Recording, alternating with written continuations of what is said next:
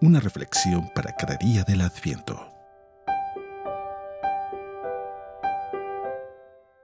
Hoy, segundo sábado de Adviento. Las lecturas nos refieren al gran profeta Elías. La figura de Elías también en Juan el Bautista. En ese tiempo, los discípulos le preguntan a Jesús por qué dicen los escribas que primero tiene que venir Elías. Pero Jesús les responde: ciertamente Elías ha de venir y lo pondrá todo en orden. Es más, yo les aseguro que ya vino Elías, pero no lo reconocieron e hicieron con él cuanto les vino en gana. Nosotros sabemos cómo murió Juan el Bautista porque se refería a él. Del mismo modo, el Hijo del Hombre va a padecer en manos de ellos. Los discípulos entendieron perfectamente que les hablaba de Juan el Bautista, a quien Herodes había mandado decapitar para quedar bien con aquellos que estaban en su fiesta. Y como en esa promesa Juan el Bautista había desafiado a Herodías, la supuesta esposa de Herodes, que era esposa de su hermano, pues ella había pedido a través de su hija la cabeza del Bautista. Por eso hicieron lo que les vino en gana con él. Lo asesinaron, lo apresaron primero y lo siguiente fue decapitarlo y entregar su cabeza a Herodías a través de su hija Salomé en una charola de plata. Qué grandes son estos profetas y qué fieles al Señor. En la primera lectura del Eclesiástico aparece Elías y nos cuenta dentro de la misma que el profeta era un profeta de fuego, que quemaba como una llama, que hizo caer fuego sobre los israelitas y que hizo, además de caer el fuego, los hizo caer en hambre y con su celo los disminuyó en número y en no conversos. Cerró las compuertas del cielo, fue glorioso, hizo grandes prodigios, además de que en un torbellino de llamas fue arrebatado al cielo y sobre un carro tirado de caballos de fuego. Sobre él está escrito que regresará y que son dichosos los que lo hayan conocido en su tiempo, pero aún más dichosos los que estemos vivos cuando regrese. Y digo estemos vivos porque la promesa de su regreso está todavía latente. La figura de la restitución es una figura constante en la Escritura, es decir, de aquellos profetas que hacen un llamado a la conversión, un llamado al cambio de vida. Elías, en su momento, en el Antiguo Testamento, Juan el Bautista, en el Nuevo Testamento, como el parteaguas en la preparación del reino de Cristo y la llegada del Mesías.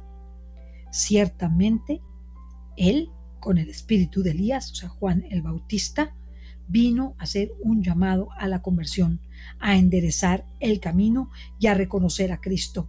Sin embargo, esto le llevó a la muerte, porque fue sumamente fiel en decir la verdad, en decir el pecado que tenía Herodes, el de adulterio, por haberse casado, entre comillas, con la esposa de su hermano. Y a pesar del respeto que le tenía Herodes, y en donde Herodes pues pensaba que Juan el Bautista era un profeta, verdaderamente lo era, pues era más importante, o fue más importante, el qué dirán, para no quedar mal con sus comensales, que la vida de un hombre y un profeta extraordinario como fue San Juan el Bautista. Pero me gusta en esta figura el recomenzar cada día, el empezar de nuevo y buscar la conversión. ¿Qué es la conversión, hermano, hermana que me escuchas? Es como volver hacia ti para salir de ti y cambiar. Tú puedes pedir al Señor: Señor, dame la gracia de cambiar, pero el Señor te va a contestar: cambia tú. Es un esfuerzo que tienes que hacer tú. Dios te dará la gracia de la fortaleza, la gracia de ver en qué estás mal, la gracia del examen de conciencia, la gracia de los sacramentos, pero tú y yo somos los que tenemos que cambiar. Por eso en este proceso de conversión, qué importante es el examen de conciencia, la iluminación de nuestra conciencia para poder cambiar. Cuando nosotros buscamos esa iluminación de nuestra conciencia, examinándola, nos damos cuenta en que hemos fallado. No tenemos la fuerza ni la capacidad de ver nuestros pecados a la luz de la justicia divina por nuestro propio pecado y por nuestra propia concupiscencia. Pero Dios nos puede dar la gracia de verlos a la luz de la justicia divina. Y cuando nosotros hacemos un buen examen de conciencia diario, es como si repintáramos o reparáramos nuestra casa día con día, de tal suerte que al final del año la tendremos completamente perfecta, en estado sin necesidad de volver a pintarla o arreglarla o a repararla. ¿Por qué? Porque cada día la fuimos reparando. El Señor le dijo a Faustina Kowalska que si ella hiciera una comunión espiritual, 3 comuniones espirituales durante el día, bien hechas, ella pronto saldría de sus pecados. Y le dijo, hasta en un mes puede salir de sus pecados. Imagínense ustedes si hacemos bien nuestro examen de conciencia a la luz de la justicia divina y le pedimos al Espíritu Santo que nos revele esos pecados con los que hemos ofendido a Dios. San Mateo recoge unas palabras del Señor de gran dureza dirigidas a la hipocresía de los fariseos por su falta de unidad de vida. Ay de vosotros, escribas y fariseos hipócritas, que pagáis el diezmo de la hierbabuena y del eneldo y del comino, y habéis abandonado las cosas más esenciales de la ley, la justicia, la misericordia y la buena fe. Estas deberíais de observarlas sin omitir aquellas. Guías de ciegos, que coláis un mosquito y os tragáis un camello. En sus vidas podemos ver la minuciosidad agobiante de las prescripciones torpes y de tantas cosas.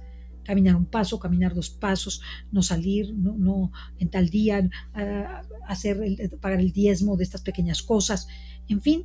Pero por otro, la gran laxitud frente a lo sumamente importante como es la justicia y la misericordia y la buena fe. No supieron entender lo que realmente esperaba el Señor de ellos. No lo supieron porque no examinaban sus conciencias a diario, porque no se ponían a la luz de la justicia divina. Por eso en estos días de Adviento debemos de mejorar en el examen de conciencia, en reparar y no detenernos ante las cosas que no son trascendentales. No es importante si nos sonrieron o no nos sonrieron, si nos dieron un postre o no nos lo dieron, si nos atendieron o no nos atendieron, si nos dieron un regalo o no nos lo dieron, si nos dieron las gracias o no nos las dieron. Eso no es lo importante. Lo importante es aquello que tú le diste a Dios, ver en lo profundo tu conciencia y dejar tu hipocresía y mi hipocresía y mi deformación y tu deformación, que era la misma que tenían los fariseos. Veremos así con claridad nuestros errores, veremos por qué nos hemos alejado de Dios, veremos por qué hemos fallado. A mí me gusta mucho cuando el Señor me muestra esos pecados que yo pensé que no eran pecados.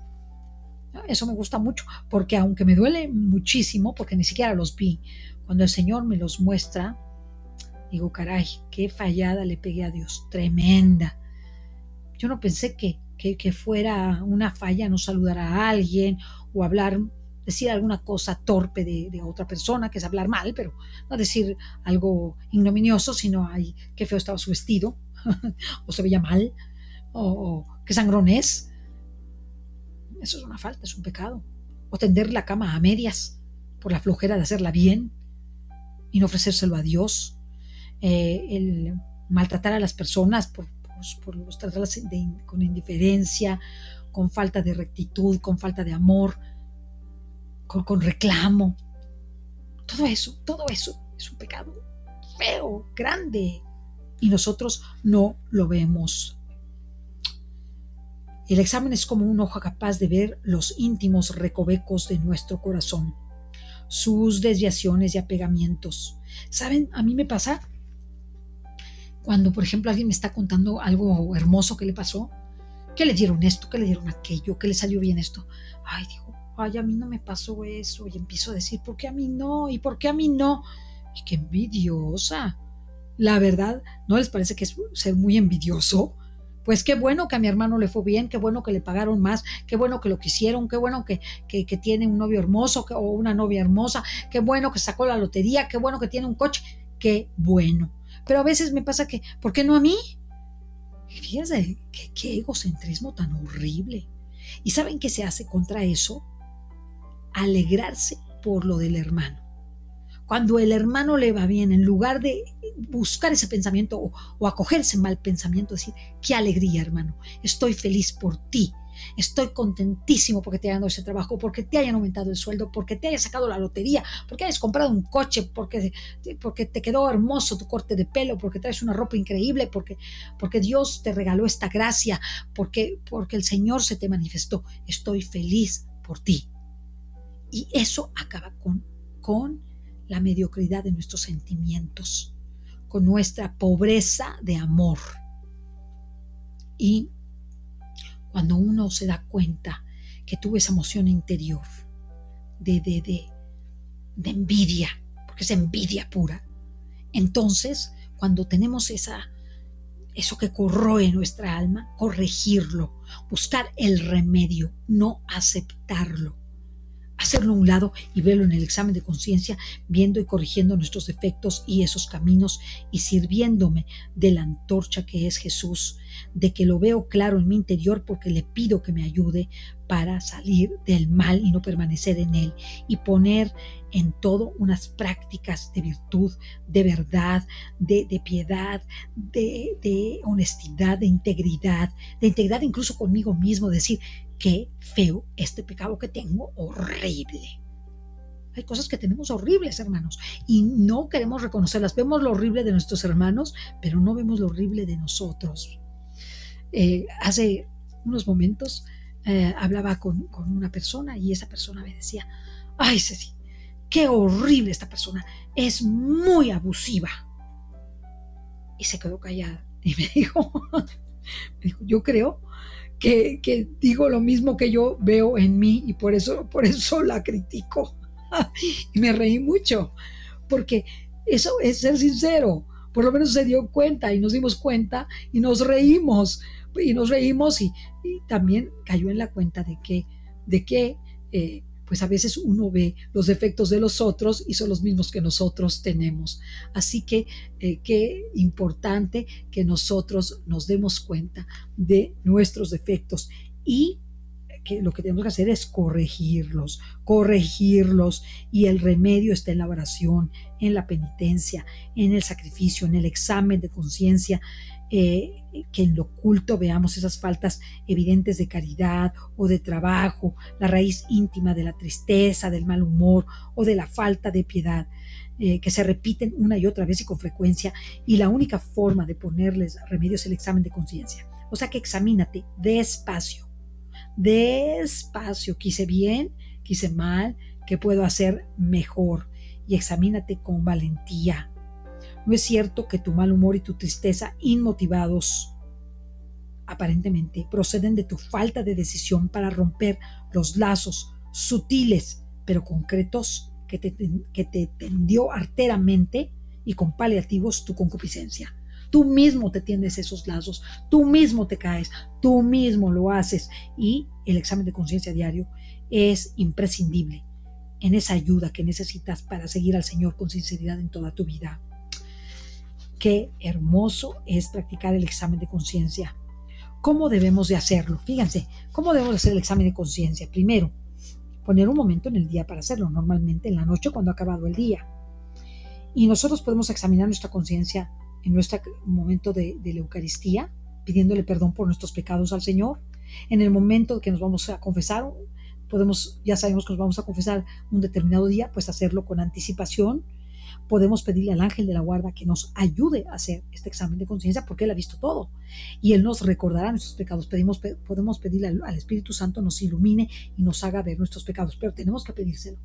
Tenemos que pedirle al Espíritu Santo que nos muestre nuestros pecados, y entonces eso nos va a mostrar exactamente lo que estamos haciendo mal. Después podría yo ponerle una puntuación a mi día. según las cosas en las que normalmente caigo y clasificarlas un poquito por pecados capitales. Es decir, si soy un envidioso, pues poner esto que hice fue envidia, esto que hizo fue envidia, esto que fue envidia. Entonces estoy reconociendo que tengo envidia en mi vida y qué voy a hacer para combatirla. O si soy un avaro, en esto soy avaro, no quise, y aunque pueda ser de cosas chiquitas, a veces uno es más avaro de lo que se imagina. A mí el Señor me ha mostrado todos los pecados capitales, eso sí se los digo. Y de una o de otra forma me ha ido mostrando, mira, esto parece que eres muy buena, pero nada, mira, esto, parece que haces mucho, pero no haces nada, mira, esto. Y eso es lo que debemos de ver, qué pecado capital es el que estamos cometiendo continuamente y cuál es la causa de ese pecado capital. Porque, por ejemplo, a veces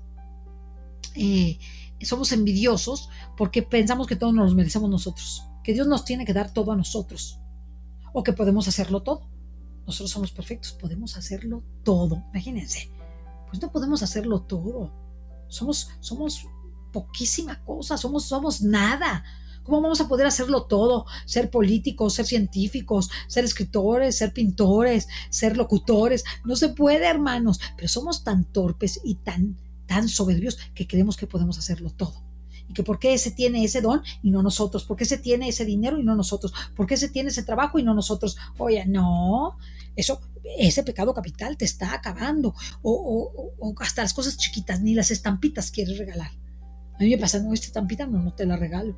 Ay, dámela, no te la regalo.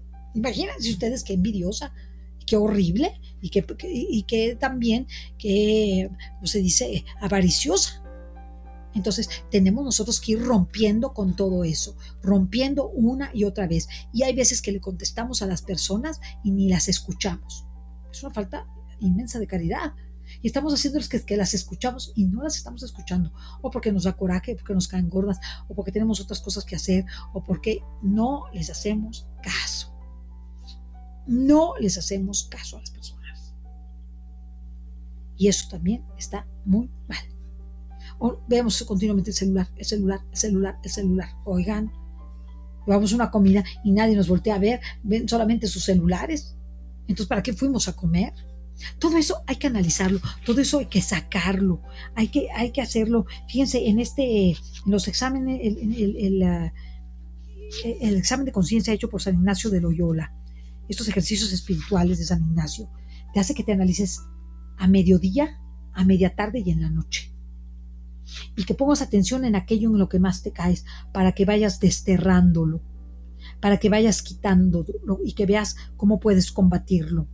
Contra la envidia, el esfuerzo por el amor y la caridad. Contra la avaricia, dando aquello que nos cuesta.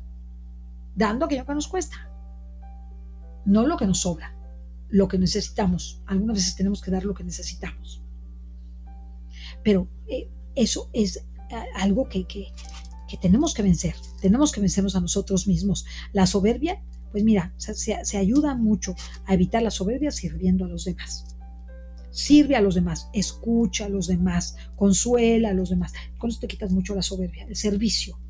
Cuando vayas a una reunión, ayudas a todos. ¿Y qué te traigo? ¿Qué te sirvo? Tengo una amiga que es linda. Siempre que va a una reunión está sirviéndole a todos. Y yo digo, qué humilde, qué hermosa. Y con eso practica muchas virtudes y se da cuenta que las practica y está bien contenta. Y a mí me gusta verlo porque eso como que uno se acomide y ve que el otro sirve, quiere servir. Ves que el otro es generoso y tú quieres ser generoso. Ves que el otro es no sé, templado y tú quieres ser templado. O sea, porque lo mismo que sucede con el pecado capital que te contagia, también la virtud te contagia. Así tendremos que volver a empezar, ponerlo por puntos, ver en qué caigo, dar una calificación en el día y también contarle a Jesús lo que nos pasa en el día, aquello que nos ha agradado, que nos ha sido hermoso, y darle las gracias. También incluye el examen de conciencia, la acción de gracias y el pedirle perdón a Dios por nuestras faltas, por nuestra torpeza, y todo ello nos va a llevar a que recomencemos. Por ejemplo, el silencio nos ayuda a ver el alma, las jaculatorias continuas, a no distraernos de Dios, a estar atentos a su voz. El escribir también, ¿verdad? Muchos santos han escrito sus propias vidas y esto les ha dado una gran fuerza espiritual porque el Señor les ha dictado cosas y les ha manifestado y les ha rectificado su intención. Él volverá a empezar cada día, el tener intención recta, incluso en el servicio. Una palabra no acentuada es una ocasión en la que no supe vivir cristianamente la mortificación que el Señor me enviaba, la que Él me había preparado con amor, la que Él deseaba que yo encontrara y que abrazase a gusto. Me esfuerzo porque no haya tachaduras, equivocaciones o manchas de tinta, ni espacios en blanco, pero ¿cuántos hay? Son las infidelidades, las imperfecciones, los pecados y las omisiones. Me duele mucho ver que no hay casi ninguna página en donde no haya dejado huella mi torpeza y mi falta de habilidad. Pero me consuelo y me tranquilizo pronto, pensando que soy un niño pequeño, que todavía no sabe escribir y que tiene necesidad de una falsilla para no torcerse y de un maestro que le lleve la mano para que no escriba tonterías. Qué buen maestro es Dios nuestro Señor, qué inmensa paciencia tiene conmigo. Qué inmensa paciencia tiene Dios con nosotros. Qué paciencia para esperar, para que nos demos cuenta de nuestros pecados y ser más dóciles a la voz del Espíritu Santo. Fíjense, preguntas que podemos hacer en el examen de conciencia. ¿Dónde está mi corazón? ¿Qué es lo que ocupa más espacio en mi corazón? ¿Es Cristo? ¿Son las personas? ¿Son las cosas materiales? En el instante mismo en que me pregunto eso, tengo la contestación dentro de mí. Fíjate las preguntas que te he hecho. ¿Dónde está mi corazón? ¿Qué es lo que ocupa más el espacio de mi corazón? ¿Es Cristo? ¿O son las cosas o las criaturas? La respuesta la tengo de inmediato. Esta pregunta me hace dirigir un golpe de vista rápido sobre el centro de mi más íntimo mí mismo y enseguida veo el punto saliente. Presto el oído al sonido que da mi alma e inmediatamente recojo la nota dominante. Es un procedimiento intuitivo instantáneo. Es un golpe de vista. Unas veces veré que la disposición que me domina es el ansia del aplauso, o el deseo de las alabanzas, o el temor de la censura. Otras veces el que no soporto la contrariedad, el que no me he mortificado, el resentimiento, el estar en una circunstancia en mi alma agria y dura, otras veces la amargura, otras veces la suspicacia, el malestar, la falta de buena intención, el tener una antipatía, el ser un cobarde, la sensualidad, el desaliento, la indolencia, la disipación, el fruto de la curiosidad, la alegría vana y un largo etcétera, lo que me domina. Y eso es lo que debo observar.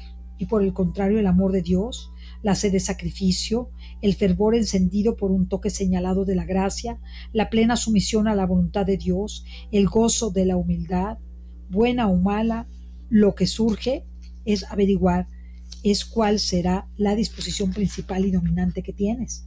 Hay que ver el bien lo mismo que el mal, pues lo que se trata de conocer es el estado del corazón.